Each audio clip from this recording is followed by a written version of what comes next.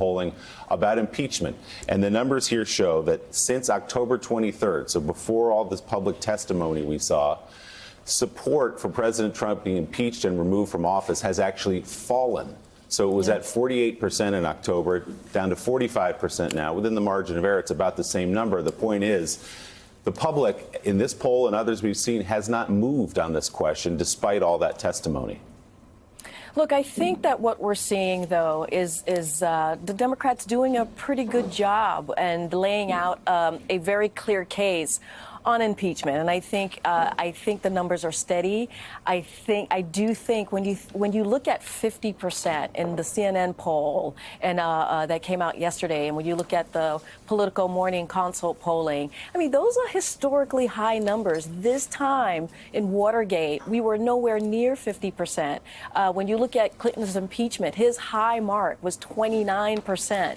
So we are at historical numbers. And look, that New York Times reporting that we saw from last night that you guys have been talking about, it basically proved what Democrats were saying last week during the hearing, is that the only reason that Trump released the aid is because he got caught. Right. So if you look at it in its totality, all the excuse that Trump and Republicans are putting out, the conspiracy theories that they're peddling, all of it, the lies, has now been debunked. So they're going to have to make a serious calculation here, or thinking, right, which is, are they going to hold up to their oath, or are they going to follow Donald Trump? Do they believe in the rule of law, or do they believe that the President of the United States is not above the law? I mean, these are really serious things that history is going to be watching for Republicans. But I think the biggest problem in the polling is that the Republican voters aren't moving, and I think that's why Republicans are where they are,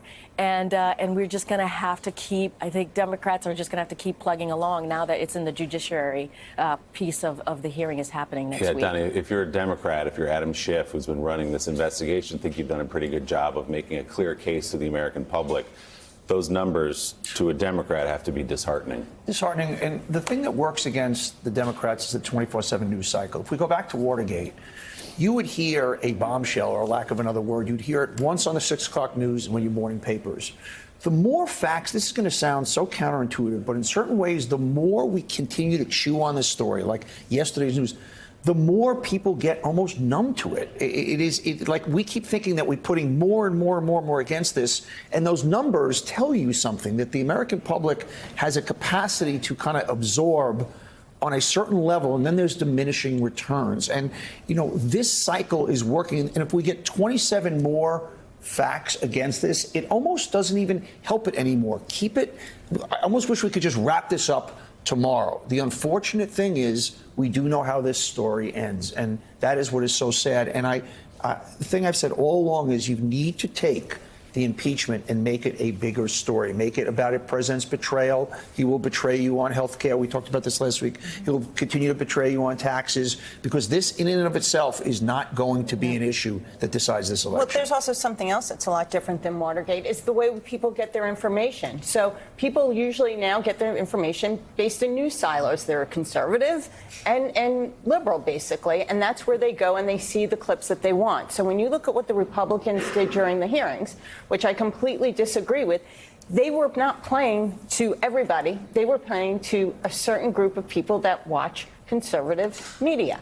And they were successful in doing that. They were also very successful in saying, basically providing jury nullification to the American public, saying, all right, so he did it, but, you know, you're not going to impeach him for it. And I think that's reflected in the numbers there.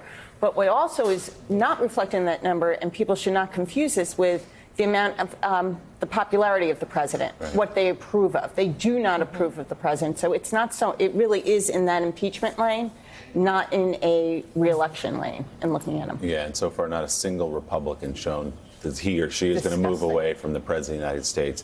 Thanks for checking out MSNBC on YouTube, and make sure you subscribe to stay up to date on the day's biggest stories. And you can click on any of the videos around us to watch more from Morning Joe and MSNBC. Thanks so much for watching.